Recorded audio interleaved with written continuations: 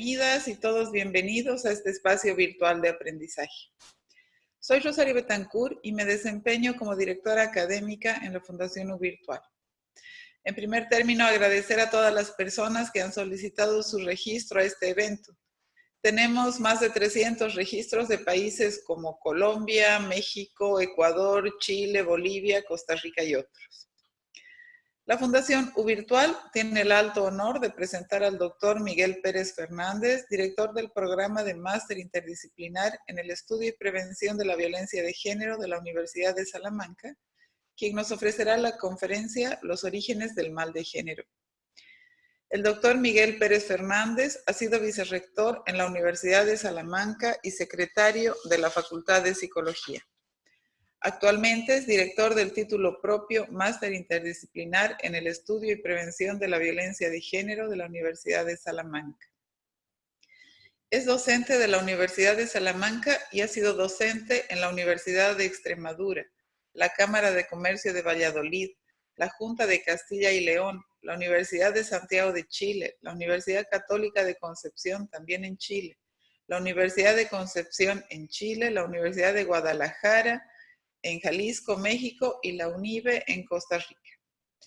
Además, ha participado en el programa de capacitación para los miembros directivos del CIME en Cuba.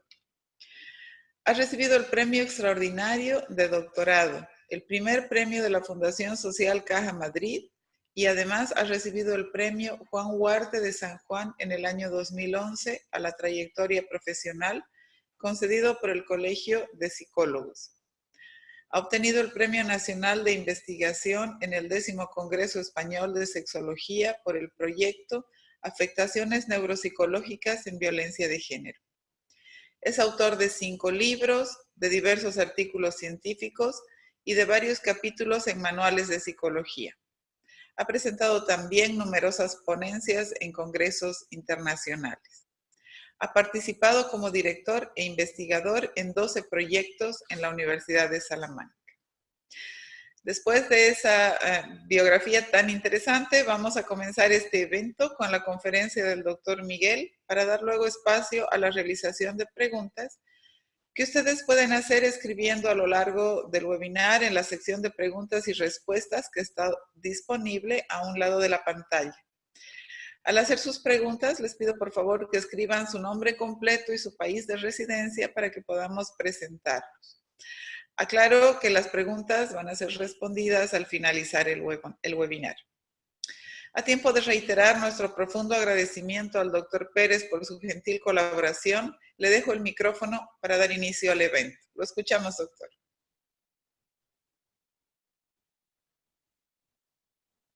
Buenas tardes a todos y a todas en este día de junio. Hoy quisiera hablar de cosas muy sencillas que sin embargo generan mucha complejidad en el ser humano. Vamos a pivotar la premisa de la violencia de género a partir de la realidad que es el ser humano. Para eso tenemos que empezar a pensar cómo somos, cómo estamos construidos, de qué pasta estamos hechos. Y hay 2 palabras que nos definen, que nos construyen. Una palabra o un término es el término social, ¿vale? El ser humano somos un animal, un primate eminentemente social. Todo lo social para el ser humano es una necesidad primaria. Es decir, tan imprescindibles para nosotros el aire que respiramos, el agua que bebemos, el alimento que ingerimos, como las relaciones sociales. No podemos vivir sin ninguna de ellas. Cualquiera de estos elementos nos es imprescindible para sobrevivir y la falta de ellos hace que terminemos muriendo. El problema que a veces ocurre, o la trampa que a veces nos metemos, es que lo social lo tenemos tan a mano, tan fácil, tan sin necesidad de casi luchar por ello, que no nos damos cuenta de lo necesario que es y de lo que nos condiciona a las personas desde el mismo momento de nacer hasta que nos morimos de viejos. Desde que nacemos, el ser humano está demandando constantemente relaciones sociales, está demandando constantemente comunicación, está demandando constantemente estar con otras personas, relacionarse con otras personas. Esa es una necesidad básica que necesita estar satisfecha tanto al nivel que el agua, el aire y el alimento. Un segundo término que, en el que vamos a basar la premisa de cómo estamos construidos es el término aprendizaje. Fíjense que estos dos términos son en sí mismos el núcleo central de dos carreras universitarias. Una, las ciencias de la educación, que se dedican solo y exclusivamente al aprendizaje, y otras, la sociología, que se dedica única y exclusivamente a todo el entorno social del ser humano. Imagínense si es importante que una sola palabra da lugar a una carrera y otra sola palabra da lugar a otra carrera universitaria superior en cualquiera de nuestros países del entorno. Pues bien, hemos hablado de lo social, pero también debemos hablar de el aprendizaje. Es decir, el ser humano es ante todo un aprendedor, ¿vale? Desde que abrimos los ojos por primera vez, somos esponjas que nos empapamos constantemente de lo que estamos viendo, oyendo, percibiendo por todos nuestros sentidos para aplicar a nuestro conocimiento, a nuestra construcción evolutiva. Es decir, dicho de otra forma, somos lo que aprendemos desde que nacemos hasta que morimos. Hagamos lo que hagamos, seamos lo que seamos, trabajemos en lo que trabajemos, lo que vamos a hacer constantemente es aprender. No sabemos hacer otra cosa. Y eso conlleva un corolario de esta premisa. Nosotros somos adictos a nuestros hábitos, como ahora intentaré explicar. En cuanto a lo social, nosotros somos unos seres que necesitan constantemente estar en relaciones sociales con los demás, con los iguales, con los mayores, con los más pequeños. Necesitamos relacionarnos. Y eso, como somos seres que no tenemos en nuestro código genético insertado casi ningún código de comportamiento a la hora de relaciones sociales, lo debemos aprender desde el mismo momento en que nacemos. Por tanto, desde que nacemos nosotros somos unas esponjas que vamos a estar ávidos de aprender de nuestros mayores, de nuestros padres, de nuestros hermanos, de nuestros abuelos, de nuestros tíos, desde el mismo momento que ponemos el pie en la tierra. Cuando somos muy pequeñitos, ese aprendizaje le hacemos por la vía vicaria, es decir, vemos lo que hacen los demás y lo imitamos, porque nuestro cerebro en esos primeros momentos no está capacitado para un aprendizaje directo. No somos capaces de repetir instrucciones que nos daría un modelo social, como es en el aprendizaje directo, como es en la enseñanza formal, etcétera, cuando nuestros padres nos enseñan a atarnos los cordones de los zapatos, a vestirnos, o el profesor nos enseña a escribir, ¿no? Eso es un aprendizaje directo. Bien, en los primeros momentos nosotros no estamos capacitados para eso, pero sí estamos capacitados para imitar, para hacer un aprendizaje vicario. Lo que haga nuestro papá, nuestra mamá, nuestra hermana mayor, nuestro hermano mayor, nuestro tío, nuestro abuelo, nosotros lo vamos a repetir. Y aquí tiene mucha importancia en ese aprendizaje vicario el comportamiento de nuestros mayores, porque ese va a ser la cuna sobre la cual vamos a ir construyendo en las relaciones sociales el cómo vamos a comportarnos, el cómo vamos a relacionarnos y también el cómo esperamos que se comporten los demás. Desde que nacemos, en ese aprendizaje de lo social, nos enseñan a partir de una serie de cuestiones llamadas estereotipos, llamadas reglas sociales, nos enseñan qué debemos hacer, qué no debemos hacer, si somos niños, si somos niñas, qué debes de esperar de un niño, qué debes de esperar de una niña y qué no debes de esperar de ninguno de ellos. Eso va construyendo un esquema sobre el cual nosotros vamos a ir construyendo, evolucionando, madurando esa forma de relacionarnos. Mientras somos niños, nosotros vamos a jugar a desarrollar ese tipo de relaciones sociales con nuestros hermanos, nuestros primos, nuestros amigos, nuestros compañeros de guardería o de colegio.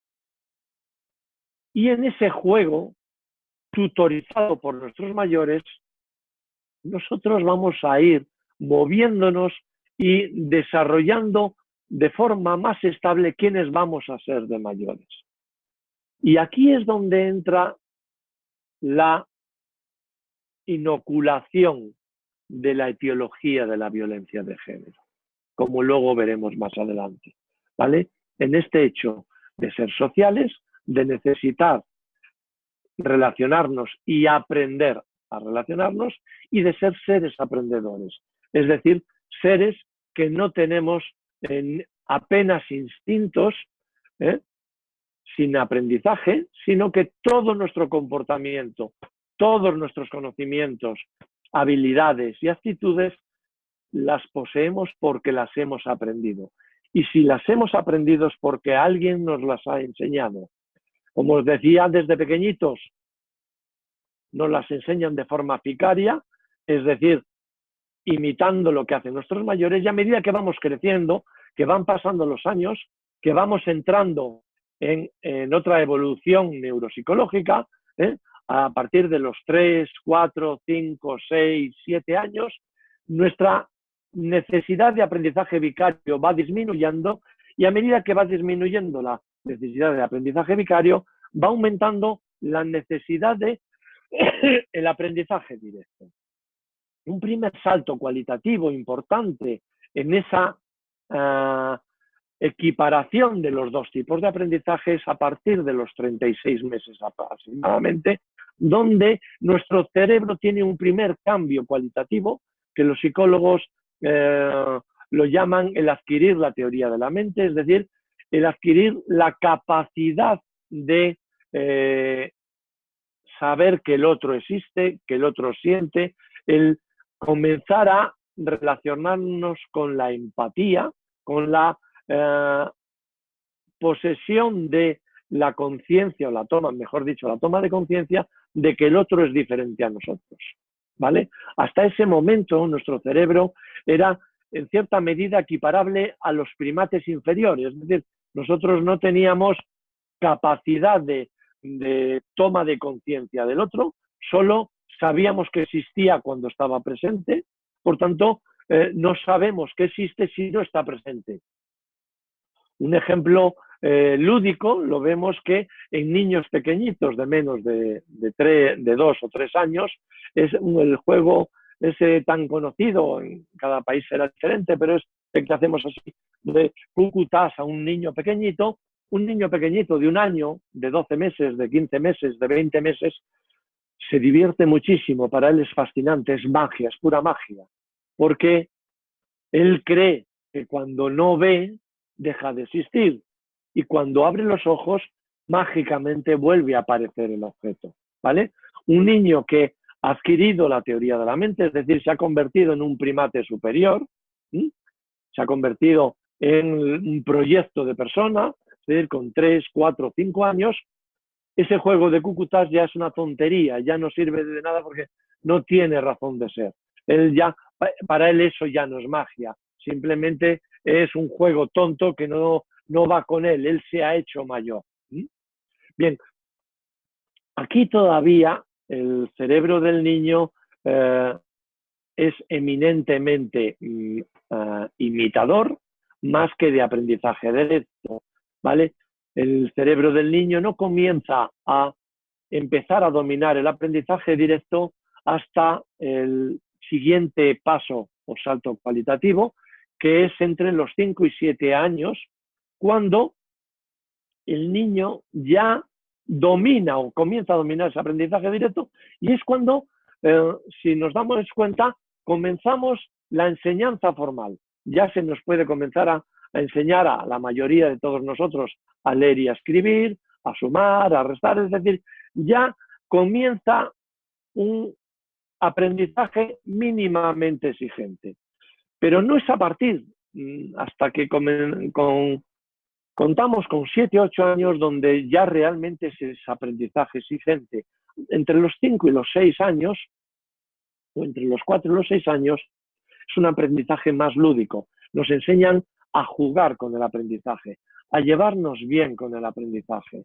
Esto tendría que estar más extendido, porque uno de los principales problemas que tenemos la mayor parte de las personas es que nos enseñan a aprender sin enseñarnos las cuestiones del aprendizaje, sin enseñarnos a llevarnos bien con el aprendizaje. Y muchos de nosotros llevamos el aprendizaje mal. Demasiadas personas dicen, es que yo no valgo para estudiar, es que yo no valgo para aprender, es que a mí no se me quedan las cosas, ¿vale? A esa gente lo único que ha ocurrido es que desde muy pequeñitos les han enseñado a pelearse con el aprendizaje, a que el aprendizaje tenía más cuestiones negativas que positivas. No les han enseñado a disfrutar del aprendizaje, sino a competir contra el aprendizaje. Y si no podían competir, pues ya no eran tan buenos, o eran vagos, o eran tontos, o no valían para eso. Entonces muchos de nosotros, cuando no nos enseñaban a aprender adecuadamente una materia, léase matemáticas, inglés, historia, lengua, decíamos que yo para las matemáticas no valgo, es que a mí no me gustan, es que yo la historia la llevo muy mal. Lo único que había ocurrido es que no habían sabido enseñarnos a aprender esas materias y nos las habían intentado meter a machamartillo. Claro, lo único que han logrado es que nos lleváramos mal con el aprendizaje, como pasaba con esas personas que cuando cumplían 12, 14 años y terminaba en muchos países la enseñanza obligatoria, terminaban diciendo, uff, ya voy a dejar de sufrir. Yo no quiero seguir sufriendo, yo no valgo para estudiar, yo quiero ponerme a trabajar porque no valgo para los estudios, yo soy tonto. Bien, hemos de decir que quien dice no valgo para estudiar es como si dijera yo no valgo para ser humano. Un ser humano lo único que sabe hacer es aprender, no sabe hacer otra cosa. Salvo contadísimas personas con problemas cognitivos serios y graves, y son un porcentaje mínimo en la humanidad, el resto de las personas todos valemos para estudiar, porque todos valemos para aprender. Ahora bien, nos tienen que ayudar a aprender, nos tienen que facilitar el camino del aprendizaje, ¿vale? Nos tienen que enseñar a aprender, nos tienen que decir cómo aprender. Este tipo de carencias y de frustraciones que tenemos con el aprendizaje las volcamos muchas veces en las relaciones sociales, ¿vale? Cuando algo nos frustra, necesitamos sacar esa frustración y muchas veces ese tipo de frustraciones las sacamos con los que tenemos cerca. Ahí tenemos ya un factor etiológico más para los conflictos con las personas. Volviendo a lo social, que hablábamos antes, a la importancia de lo social, el por qué es importante y qué consecuencias tiene esa importancia, hemos de decir que como necesidad primaria, nosotros como individuos vivimos para el grupo. Lo que ocurre es que en nuestras sociedades actuales, contemporáneas, tóxicas, por decirlo de alguna forma, no nos enseñan la necesidad de eso o la obligatoriedad de eso. Nos hacen creer que podemos ser autónomos, individuales, vivir sin la ayuda del grupo, vivir sin la colaboración del grupo. Por tanto, no tenemos por qué hacer nada por el grupo. Nos bastamos y sobramos. El problema es que nuestra esencia está y toma sentido dentro de la pertenencia al grupo. Nosotros necesitamos pertenecer a un grupo, a un colectivo. Necesitamos saber que estamos en un colectivo donde hay cohesión grupal. Por eso todos partimos y tenemos como base la familia, que es el primer grupo primario desde el cual partimos. Y dependemos, perdón, perdonar, dependemos muchas veces de esa cohesión grupal. La cohesión grupal, depende de cómo la tengamos, nos da estabilidad o nos genera inestabilidad. El sentido de pertenencia a ese grupo nos genera estabilidad o nos genera inestabilidad. Cuando yo siento que pertenezco a una familia, a un grupo, y soy parte de esa familia, soy uno más, tan importante o más como los demás, eso me da estabilidad. Cuando pertenezco a una familia que es un grupo cohesionado, que es un grupo sólido, que es un grupo fuerte, unido, eso me da estabilidad y me da fuerza para salir a la calle a hacer cosas. Sin embargo, cuando ese grupo al que yo pertenezco, por un lado, no es sólido, no está cohesionado, hay problemas internos y también no cuentan conmigo, no soy útil para ellos, soy como un cero a la izquierda, todo eso a mí me genera inestabilidad, me genera vulnerabilidad y aumenta mi vulnerabilidad. Por tanto, yo tengo que tener claro que tengo sentido de pertenencia al grupo, por tanto, tengo que cuidar al grupo en el que estoy, ¿vale? Necesito que ese grupo sea cohesionado, por tanto, necesito colaborar para cohesionar al grupo, no minar o boicotear la cohesión del grupo. Necesito saber que le importo al otro y, por tanto, necesito saber que soy útil al grupo. Cuando todo eso lo tengo garantizado, yo me siento más fuerte y yo me relaciono con los demás con más seguridad, con más tranquilidad y con menos problemas, carencias y frustraciones.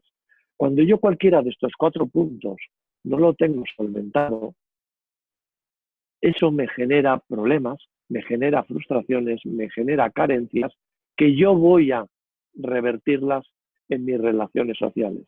Ahí tengo otro cúmulo de factores generadores de conflictos en las relaciones sociales. Por tanto, yo basándome en esas 2 palabras, aprendizaje y social, esos 2 términos, me van a llevar a 3 cuestiones importantísimas en el ser humano, en la vida del ser humano. Uno, la organización social, cómo nos organizamos las personas en grupos, en comunidades, en barrios, en regiones, en países, etcétera. Y por tanto, cómo nos relacionamos dentro de esas comunidades, de esos grupos. Segundo, cómo nos relacionamos dentro de esos grupos de personas y entre las propias personas. Y tercero, cómo nos comunicamos en esas relaciones interpersonales. Estas 3 cuestiones que son importantísimas, básicas, digamos que nos las van metiendo a medida que vamos creciendo, pero sin decirnos la importancia que tienen, las cuestiones que tenemos que tener presentes cada vez que nos vayamos a relacionar, cada vez que nos vayamos a comunicar con el otro, cada vez que estamos en un grupo con una cierta organización entre ellos, unas ciertas relaciones sociales más o menos jerarquizadas, más o menos gregarias dentro de ese grupo o entre diferentes grupos. No, simplemente nos relacionamos, simplemente nos comunicamos y no tenemos ni idea de cuándo metemos la pata, de cuándo nos relacionamos adecuadamente, de cuándo nos comunicamos adecuadamente. Este tipo de cuestiones, hay digamos, un ente invisible que tiene que ver con la organización social que lo ha, digamos, promocionado y convertido como estructura sólida a lo largo de los siglos de la historia de la humanidad para convertir esa forma de relacionarnos entre las personas de una determinada forma muy particular y no salirnos de ese cauce. Y cada vez que no salimos de ese cauce, el propio entorno social nos genera los problemas y nos hace volvernos a ese cauce. Esa organización social de la que estoy hablando es la organización social imperante a lo largo y ancho de nuestro mundo y a lo largo y ancho de la historia de la humanidad, que es el patriarcado, o lo que comúnmente conocemos como el machismo. El patriarcado exige una forma de ser, una forma de organizarnos, una forma de aprender a organizarnos, una forma de relacionarnos y una forma de comunicarnos. Y como somos seres de aprendizaje y somos seres sociales, nosotros vamos a estar constantemente, desde el momento en que nacemos, abocados a aprender a comunicarnos y a relacionarnos siguiendo los cánones que el patriarcado nos exige.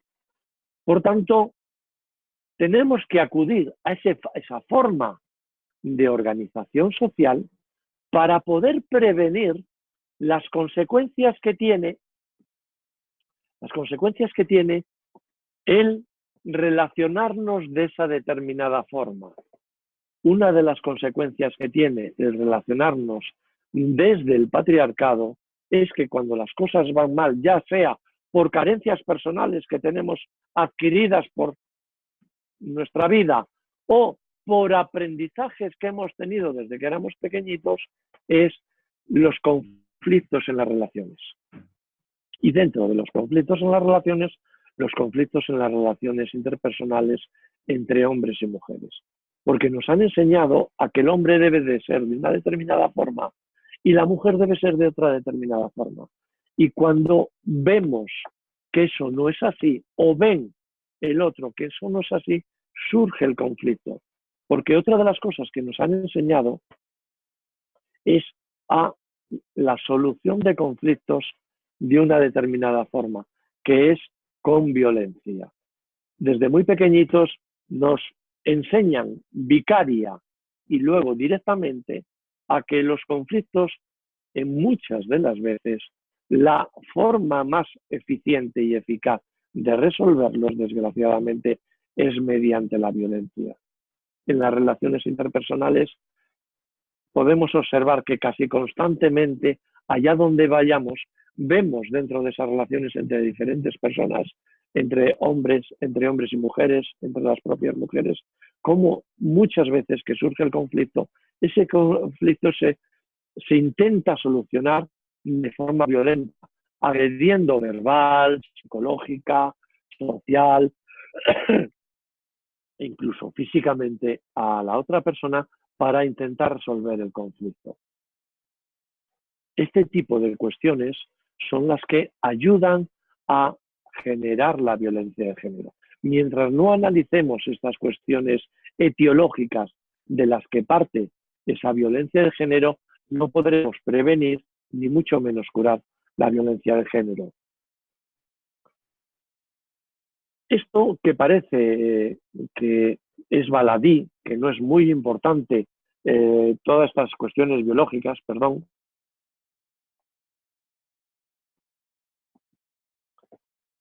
hace que se nos inocule como un virus inodoro, incoloro e insípido en nuestra esencia del ser humano y no nos demos cuenta en qué cosas somos proviolentos, somos promachistas, tanto hombres como mujeres.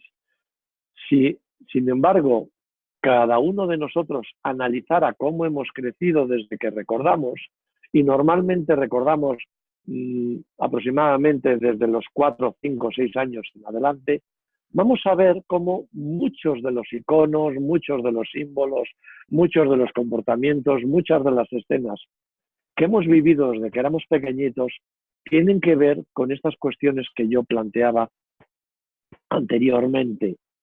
Por tanto, debemos de hacer un ejercicio de introspección, hacer un ejercicio de análisis propio para saber en qué medida cada uno de nosotros está aportando un granito de arena a ese patriarcado, a la persistencia de ese patriarcado, a la persistencia de ese machismo, que es una de las variables primarias más sólidas generadoras de la violencia de género. Si nosotros queremos erradicar la violencia de género de nuestra sociedad, deberemos analizar esas cuestiones etiológicas que tienen que ver pues, con los mitos que hemos generado en cuanto a las relaciones interpersonales, en cuanto a las relaciones amorosas, en cuanto a cuestiones de amor exclusivo, de amor romántico, las relaciones entre hombres y mujeres, o entre los propios hombres o entre las propias mujeres. Debemos de empezar a cuestionar todo eso que estaba dado, por supuesto, porque ese tipo de organización social así lo pretendía y así lo requiere para sobrevivir tanto en el siglo XXI como en el siglo XXII y en el siglo XXIII. Mientras nosotros no empecemos a cuestionar, y con esto termino la conferencia para dar paso a las preguntas que gustosamente responderé, mientras nosotros no empecemos a cuestionar nuestra propia esencia, ese condicionamiento social y ese aprendizaje que hemos tenido desde pequeñitos, no podremos ir reduciendo de forma progresiva y paulatina esa forma de organización social que, repito, es el principal factor etiológico preponderante en la violencia de género. Y con esto termino y espero no haber aburrido a los internautas y que ahora, bueno, haya generado cuestiones, dudas, preguntas que con mucho gusto pasaré a responder.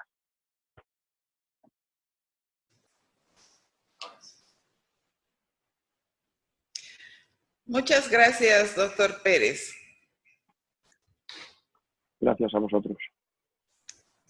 Iniciamos ahora el espacio abierto de preguntas y respuestas en el que el doctor Pérez contestará las consultas que hemos estado recibiendo de las y los participantes a través de la sección de preguntas y respuestas disponible en el chat que tienen al lado de la pantalla. Por favor, continúen haciendo sus preguntas. Tengo aquí una primera pregunta, doctor, que la realiza una señora denominada Yomara da Silva desde Brasil. Yomara dice, un saludo al doctor Pérez y el agradecimiento por tan interesante conferencia. Su pregunta es, si el amor exclusivo es un mito, por tanto socialmente construido, los celos tienen una base cultural. Si es así, los animales no deberían sentirlos. Y sin embargo, aquellos que son domésticos expresan claros sentimientos de celos. Por ejemplo, los perros. ¿Cómo explica eso? Muy fácil. Los celos es una necesidad, digamos, primaria, arcaica, que tenía su razón de ser cuando necesitábamos defender la supervivencia o la previvencia de nuestros genes. Es decir, la supervivencia de nuestros genes son los que provocaban, digamos, la génesis de los celos. Bien, en pleno siglo XXI hay un porcentaje altísimo de parejas que tienen hijos y no perviven los genes de esos hijos. Hoy los núcleos familiares no tienen muchas veces nada que ver con la pervivencia de los genes de los integrantes de esos núcleos familiares.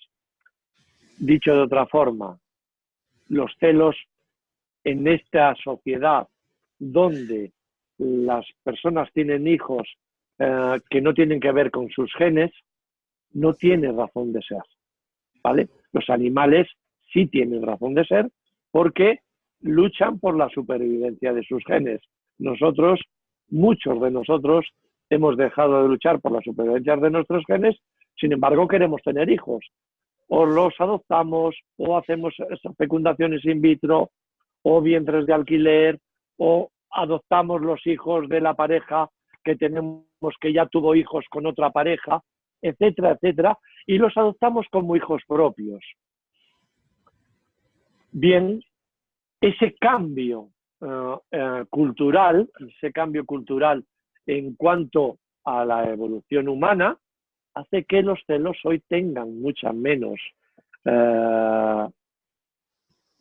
razón de ser que tenían en aquellos momentos donde para poder tener hijos, para poder hacer sobrevivir nuestros genes, teníamos que ser nosotros los que dejásemos esos genes en la semilla de nuestras parejas. Hoy eso no ocurre. Por tanto, los celos, repito, es una necesidad primaria arcaica que tenía razón de ser cuando eso ocurría. Espero haberme explicado. Como ocurre con los animales, claro. Claro, muchas gracias. Fabiola, desde Chile, nos dice, muchas gracias por la conferencia. Actualmente en Chile estamos viviendo un cambio social importante respecto a la equidad de género. Existen movilizaciones sociales que han generado un quiebre en lo político, social y educativo. Trabajo en una universidad pública y estamos ocupados en generar fundamentos para una educación no sexista. ¿Qué cree usted que es lo principal para poder avanzar en esta temática? Pues lo principal, trabajar en la palabra educación y en la palabra formación. Me explico. Tiene que ser cíclico y multifactorial. Cíclico en el sentido que tenemos que formar a profesionales que formen a su vez a profesionales, que a su vez formen a los niños. Nosotros lo que tenemos que hacer es educar a los niños en una educación no sexista. Pero claro, si esa educación no sexista la está generando una persona machista, que nadie le formó, ni nadie le enseñó en dejar de ser machista, es decir, en saber en qué es machista y en qué no es machista, pues esa educación no sexista va a seguir reproduciendo errores, estereotipos y mitos sin darse cuenta. Un ejemplo a bote pronto que se me ocurre. En una guardería o en un colegio de niños pequeños a los que se les está pretendiendo hacer una educación no sexista. Y sin embargo, cuando salen al patio se deja a los niños que jueguen como habitualmente juegan. Y no se tiene en cuenta que en el patio hay una organización de los niños y de las niñas de forma sexista. ¿Qué organización es esa? Pues veréis que los niños, o la mayor parte de los niños, ocupan las posiciones centrales del patio, sobre todo los niños fuertes, los niños más viriles, y las niñas y los niños menos viriles ocupan posiciones en los patios esquineras, alejadas del centro. Claro, si yo no sé que eso es producto de una educación machista, no la voy a atajar y voy a enseñar a moverse en el espacio público a las niñas y a los niños en una cultura machista, patriarcal. ¿Por qué lo voy a hacer? Porque nadie me enseñó que eso era machista. Por tanto, formemos a los profesionales que a su vez van a formar profesionales que a su vez educarán niños. Esos niños entonces se educarán en una educación menos sexista que cuando sean mayores, como profesionales menos machistas, volverán a formar otros profesionales. Y así, de forma cíclica, haremos que el profesor de primaria o de educación infantil de dentro de 100 años sea mucho menos machista que el profesor que está hoy en cualquier guardería o en cualquier centro de educación infantil. Mientras eso no lo hagamos, dentro de 100 años, nuestros niños o nuestros tataranietos o bisnietos, o como los queramos denominar en las generaciones, estarán siendo educados igualmente por profesores machistas que no saben que son machistas, que creen que son feministas. De acuerdo. Tengo una pregunta de Natalia Lambertini desde Argentina. Ella nos dice, soy una profesional en salud, trabajo en una ONG con mujeres indígenas que son parte de un grupo cultural en el que la violencia hacia la mujer es considerada aceptable y hasta positiva en algunos casos. En general, desarrollamos acciones orientadas al empoderamiento de las mujeres y estas tienen resultados interesantes, pero parciales. Por eso vemos necesario trabajar con mayor intensidad con la población masculina. ¿Cómo nos sugiere intervenir en una población como esta? Uf, me lo pones muy difícil. Me lo pones muy difícil, no porque la población indígena sea mucho más difícil que la nuestra, que es al contrario, ¿vale? Nuestra población contemporánea es muchísimo más resistente al cambio, muchísimo más dura de oído que una población indígena, donde las cuestiones son más sencillas, tienen muy claro todo lo social y violan muchos menos presupuestos sociales que el ser humano contemporáneo occidental del siglo XXI. Obviamente ellos son tan machistas como nosotros. Lo que ocurre es que su machismo es un machismo más evidente, el nuestro es más inodoro, más insípido, más invisible, pero no por ello menos peligroso. El machismo de estas culturas indígenas es quizás más evidente, más a las claras, ¿no? Y eso nos hace rasgarnos las vestiduras sin tomar conciencia que nuestro machismo es mucho peor porque es más difícil de erradicar, ya que no somos conscientes de ellos, ¿vale? Entonces, esto por una parte. Y segundo, tenemos que aprender a adaptar la forma de entrar a la cultura para no entrar en conflicto con la propia cultura. Lo que tenemos que hacer es sumar, no restar. Entonces tenemos que adaptarnos a la cultura de estos indígenas, de estas poblaciones, para dentro de sus propios cánones culturales intentar reducir de forma progresiva la violencia de género, el machismo, etc. Es lo mismo nos ocurriría si a nosotros nos viene, pues yo qué sé, cualquier experto de otra cultura muy diferente a la nuestra, pues no lo sé, si somos católicos bajo la religión católica, nos viene un budista con su cultura y con sus cánones culturales y sus estereotipos culturales intentando imponernos sus cánones porque para él son la verdad absoluta. Obviamente nos vamos a resistir mucho más y vamos a ponernos en confrontación. No va a sumar con nosotros y ayudarnos a cambiar, sino todo lo contrario, nos va a hacer más resistentes al cambio.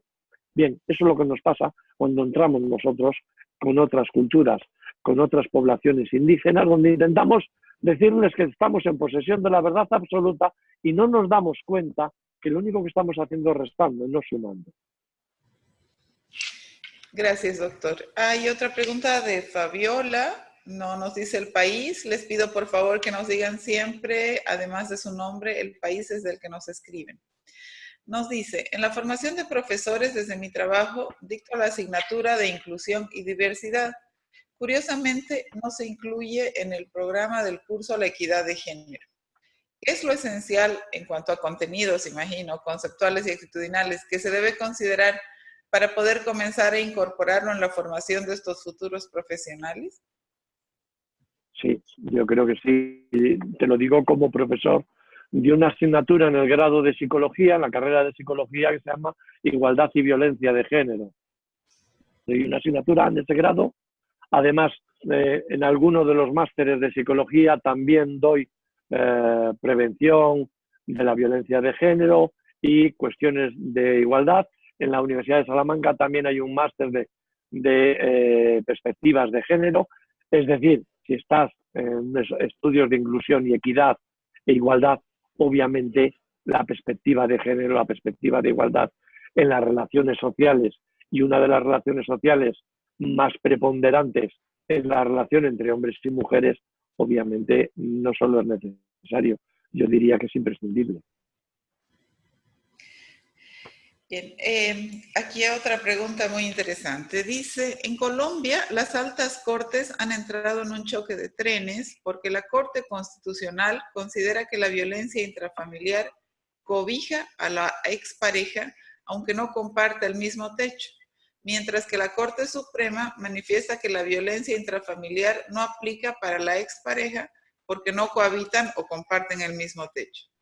¿Usted considera que la mujer, quien es la que más sufre de la violencia, aunque no comparte el mismo techo con su pareja, debe ser considerada como miembro de la familia para efectos de protegerla de las agresiones, especialmente de su expareja? Mil gracias.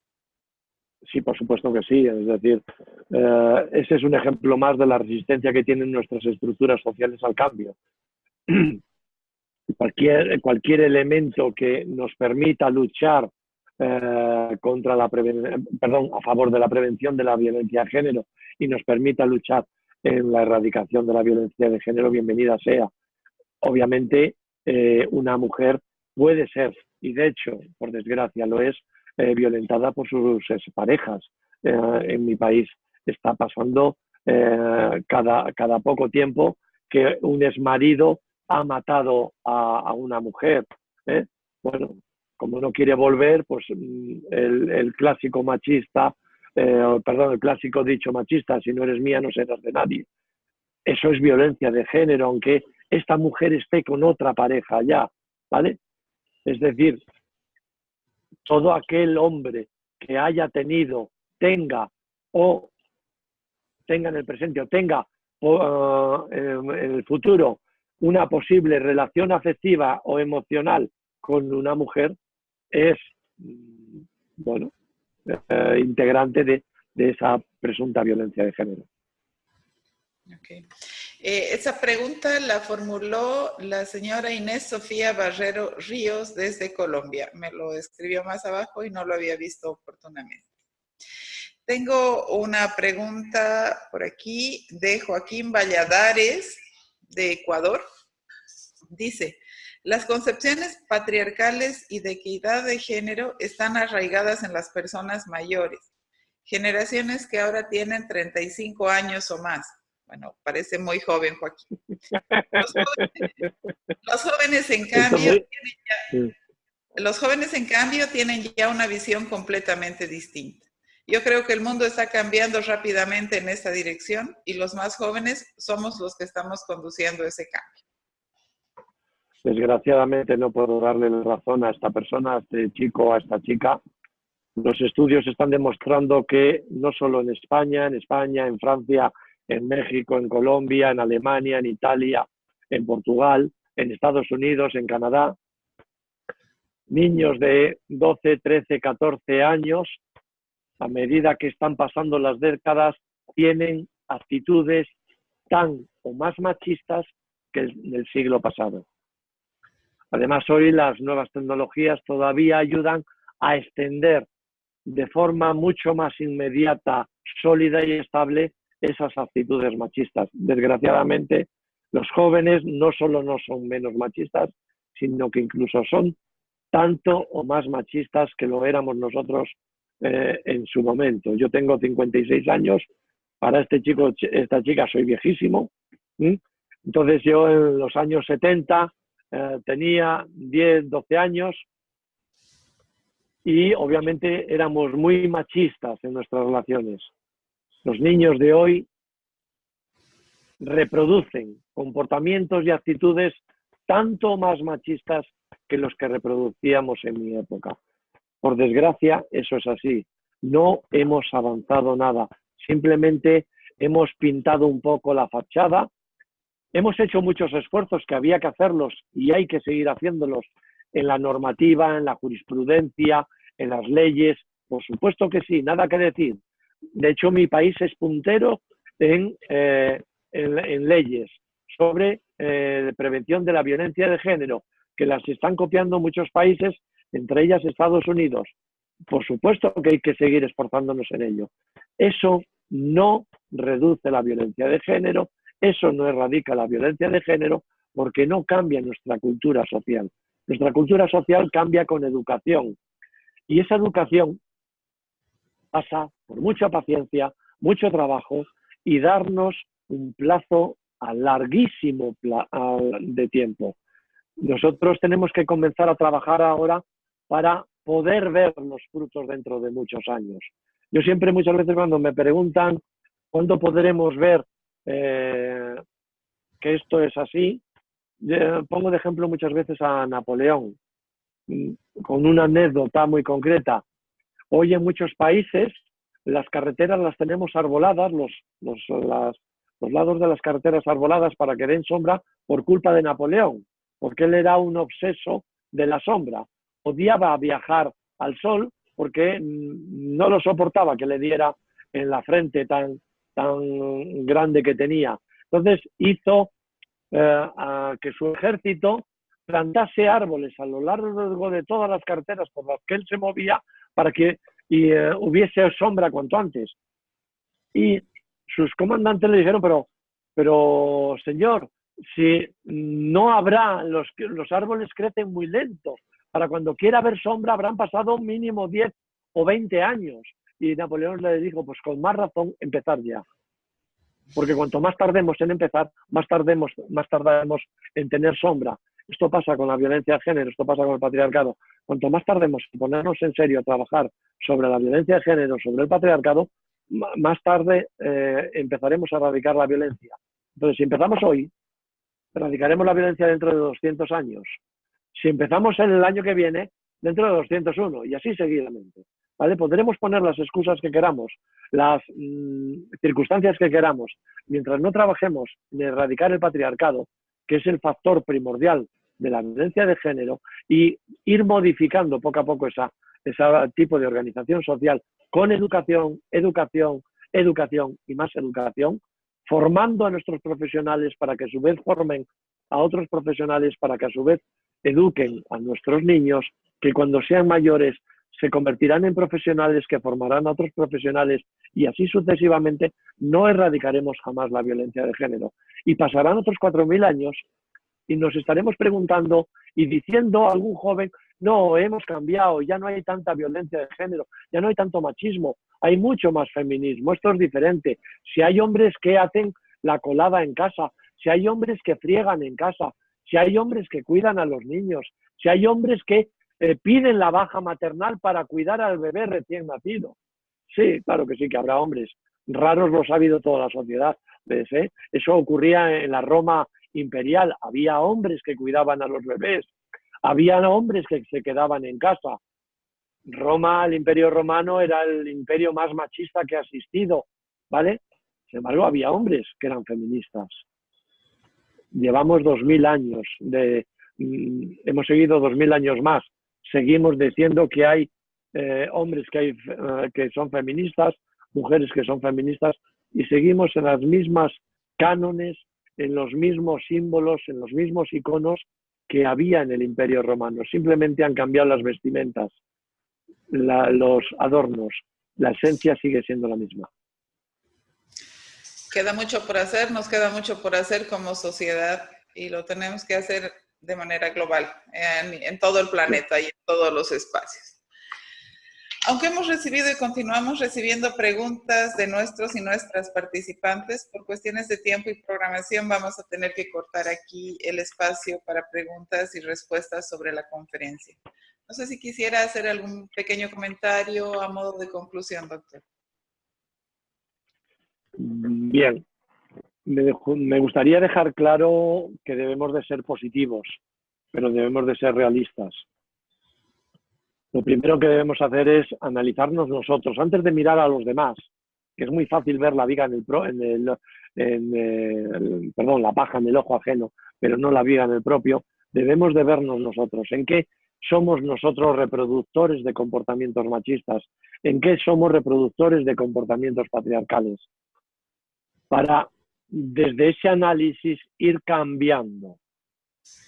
Debemos predicar con el ejemplo, pero debemos sumar, no debemos restar. Por tanto, no debemos de ir diciéndole a los demás qué machistas son. Lo que debemos de ir es aportando con nuestro ejemplo cómo se puede cambiar ese comportamiento machista, cómo se puede cambiar esa actitud machista con una actitud más equitativa, más de equidad, más de igualdad, más de donde todos somos personas, da igual el sexo o el género. Hoy ya no hay un género femenino y masculino. Hay, como mínimo, según los expertos, 10 géneros. Hay escuelas que nos proponen hasta 37 tipos de géneros, ¿vale? ¿Qué pasa? ¿Qué hacemos con todos esos géneros? Si ya los hombres y las mujeres no somos tal cual, sino que somos muy diferentes. pues tenemos que aprender a comportarnos de esas diferentes formas y a comprender todas esas diferentes formas y a tolerarlas igual que nos toleran a nosotros. Por tanto, debemos de aprender a predicar con el ejemplo, proponiendo cosas. Un ejemplo, se me ocurre, con los niños, en vez de seguir regalándoles cuentos machistas como es Blancanieves, Caperucita Roja, Principito, La Cenicienta, construir nosotros cuentos no sexistas, no machistas, leerles a nuestros hijos cuentos hechos por nosotros. No decirles que esos cuentos son machistas, simplemente obviarlos, leerles los que nosotros les propongamos. Seguro que si la mamá o el papá se inventa un cuento no sexista, al niño le va a gustar tanto o más que el cuento de Blancanieves que le hubiera contado. Si dejamos de contar los cuentos de Blancanieves, los cuentos de La Cenicienta, del Principito, dejamos de hacer estudiar a los niños manuales de verdadero machismo.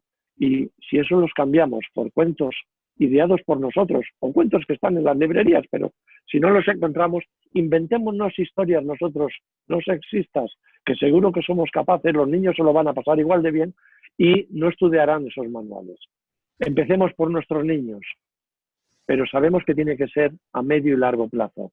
Y tenemos que tener mucha paciencia y sumar, no restar. Yo creo que esto sería un poco la conclusión, saber que somos sociales, saber que somos lo que aprendemos, por tanto enseñemos a los nuestros con nuestro ejemplo que se puede ser de otra forma, sin decirles que son malos, sino proponiéndoles el cambio, viendo el cambio en nosotros. Muchas gracias, doctor Pérez. Para UVirtual ha sido un honor contar con su participación como disertante de este webinar, que es un espacio de aprendizaje abierto para todas aquellas mujeres y aquellos hombres que quieren adentrarse en la comprensión de los problemas de género y convertirse en defensores de la equidad. Si los participantes de este encuentro desean obtener información más detallada sobre nuestros programas de formación postgradual, les invito a visitar el sitio web www.usal.uvirtual.org. En este momento acaba de llegarles a su ventana de chat el enlace al sitio web de la USAL en el que se muestra la oferta académica de nuestros programas. También nos encuentran en Twitter, Facebook e Instagram como Fundación UVirtual. Tengan todos ustedes muy buenas tardes. Gracias, doctor. Buenas tardes a todos y muchísimas gracias por vuestra atención.